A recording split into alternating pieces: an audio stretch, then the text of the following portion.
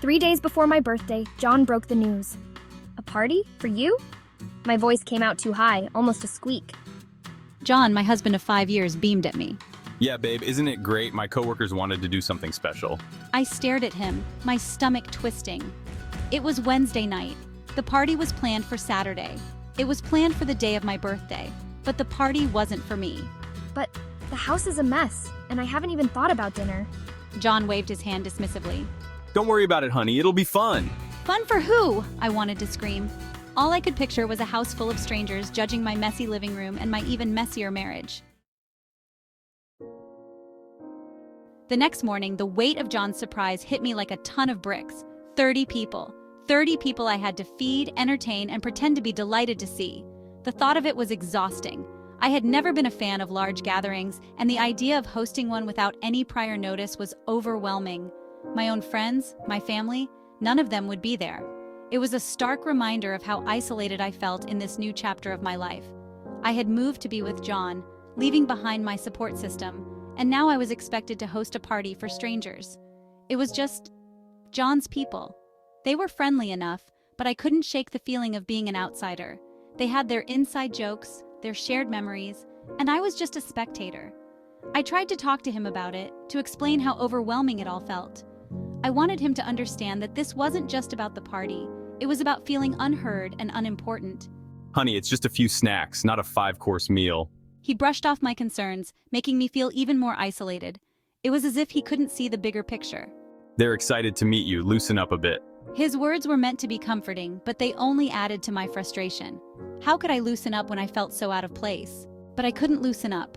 The more I tried, the more I felt like I was suffocating. The noise, the laughter, the constant need to be on was draining. My chest felt tight with resentment.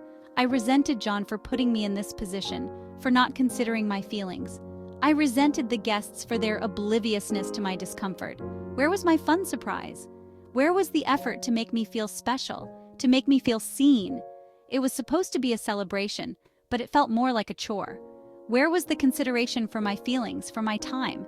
I had spent so much energy trying to fit into John's world, but it seemed like there was no room for me.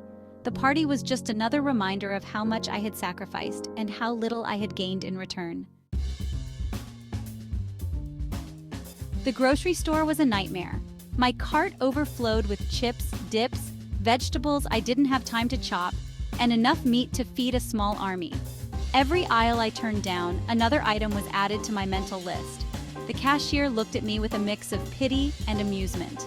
Yeah, lady, I get it. Been there. Driving home, I thought about all the things I would rather be doing. Reading a book in the park, having coffee with my sister. Anything but this. The next 36 hours were a blur of chopping, mixing, baking, and cursing under my breath. My once peaceful kitchen was now a war zone of dirty dishes and half-prepped ingredients. The smell of onions and garlic permeated the entire house. John, bless his oblivious heart, kept popping in, offering words of encouragement that sounded more like commands. Looking good, babe. Don't forget the veggie platter. Each suggestion felt like a jab to my already bruised sense of self. This wasn't my party, it was his, and I was just the unpaid caterer. By Saturday afternoon, I was running on fumes and pure adrenaline. The house thankfully looked presentable. The food was ready. I even managed a quick shower and threw on a dress that hid the stains from the day's culinary chaos. John, looking annoyingly relaxed in a crisp new shirt, gave me a quick kiss. They'll be here soon. Are you excited? Excited? I was about 2 seconds away from faking a seizure just to get out of it. Thrilled. The doorbell rang, and the surprise was on. John answered the door with shouts of greeting, ushering in a wave of unfamiliar faces. I plastered a smile on my face and went into autopilot mode, offering drinks, pointing out the food, and trying to remember names that went in one ear and out the other. Everyone seemed nice enough, I guess. They were John's coworkers, after all. But as she moved through the crowd, refilling bowls and making small talk, a cold realization washed over her. I didn't know a single one of these people. And worse, they didn't know me. Not really. She watched John, surrounded by his friends, his face flushed with happiness. The night wore on. Laughter filled the room, but she felt strangely detached from it all. When had we last done something I wanted to do? Something that brought me joy? And then it hit me like a punch to the gut. When was the last time I felt truly free and happy with him? He looked free, carefree. As she cleared away empty plates and wiped down sticky counters, the resentment she'd been pushing down all day bubbled to the surface. Then the unfathomable happened. A thoughtless comment ignited a firestorm. Your wife's a real trooper, John. One of John's co-workers, a boisterous man named Greg, clapped John on the back. Quiet, though, isn't she? Not much of a party animal, eh? John laughed. Yeah, she's more of a homebody. Homebody. The word landed on me like a slap. Was that all I was to him? A quiet, stay-at-home wife who existed solely to keep his life running smoothly? I saw red. The carefully constructed dam of my composure crumbled. Enough! The party ends, and a life changes. It was supposed to be a night of celebration, a gathering of friends and family to mark a special occasion. But sometimes, things don't go as planned. Sometimes, a party can be the catalyst for a profound change. Actually, Greg, I love a good party. Just not this one. This one feels different, like a burden rather than a joy. It's not the kind of party where you can let loose and have fun. It's the kind where you feel obligated to smile and entertain, even when you're exhausted. This one feels like a chore, a thankless, exhausting chore.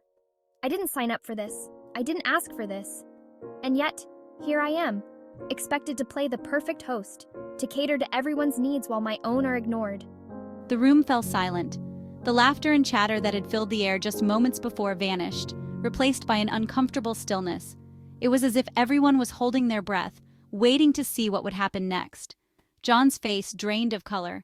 He had never seen me like this before, so raw and unfiltered. It was a side of me that I had kept hidden for so long, buried under layers of politeness and forced smiles. What are you talking about? He asked, his voice tinged with confusion and a hint of fear. He didn't understand. How could he? He had never been on the receiving end of this kind of emotional outburst. I'm talking about the fact that you didn't even ask me if I wanted a party. You just decided. You made the decision for me, without considering how I might feel about it. And then you expected me to be happy about it, to go along with your plans without a second thought.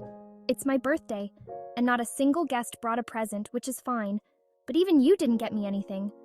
And then you expected me to be happy about it, to put on a brave face and pretend that everything was fine even when it wasn't, to ignore my own feelings and prioritize yours, to cook and clean and play hostess to a bunch of people I don't even know, people who don't care about me, who don't see me. I'm just a background character in their lives, someone to serve them and make their evening enjoyable. Tears streamed down my face, but I didn't care. For the first time in a long time, I was speaking my truth. I was letting out all the pain and frustration that had been building up inside me for years. The words poured out of me, a torrent of years of pent-up frustration and hurt. I couldn't stop them, even if I wanted to. It was like a dam had burst, and all the emotions I had kept bottled up were finally being released. The party, as you can imagine, ended rather abruptly after that. People left in a hurry, not knowing what to say or how to react. It was a night that none of us would forget, a night that marked the end of one chapter and the beginning of another. As I sat alone in the empty room, I realized that this was a turning point, a moment of clarity that would change the course of my life. It was painful, but it was also necessary. Sometimes you have to break down before you can rebuild. And as the first light of dawn began to break through the windows, I felt a sense of hope. A new day was beginning, and with it, a new chapter of my life. One where I would no longer be afraid to speak my truth, to stand up for myself, and to live authentically. John tried to apologize. He said he didn't realize. He didn't mean, but it was too late. The damage was done. The party was just the straw that broke the camel's back. It was the culmination of years of feeling unseen, unheard, and unappreciated. So yes, I asked for a divorce. And no, I don't regret it. Sometimes walking away is the bravest thing you can do.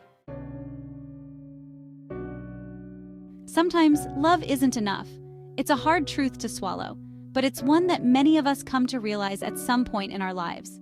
We invest so much of ourselves into our relationships, hoping that love will be the glue that holds everything together. You know, we all crave connection. We seek out those moments of joy and camaraderie, those times when we feel truly seen and understood by the people around us. We want to feel loved, respected, and valued by our partners. We cherish the small gestures, the shared memories, and the promises of a future together. But sometimes, love isn't enough. Despite our best efforts, despite the depth of our feelings, there are moments when love alone can't bridge the gaps that have formed between us. Sometimes you have to choose yourself. It's not an easy decision, and it often comes with a heavy heart. But self-love and self-respect are just as important as the love we give to others. You have to choose your own happiness, even if it means walking away from something familiar. And you know what? That's okay. It's more than okay. It's a necessary step towards healing and growth. It's brave, it's powerful. It takes immense courage to prioritize your well-being, to recognize when a relationship is no longer serving you, and to take the steps needed to move forward. And it's the first step towards creating a life you truly deserve. A life where you are the author of your own story, where you can plant new seeds and watch them grow into something beautiful and fulfilling. So, to all the homebodies out there, to those who find solace in the quiet moments, who recharge in the comfort of their own space, know that your journey is valid. To all the people who feel invisible in their own lives, I see you. You are not alone, and you deserve more. You deserve to be seen, to be heard, and to be loved for who you truly are. Embrace your worth and never settle for less than you deserve.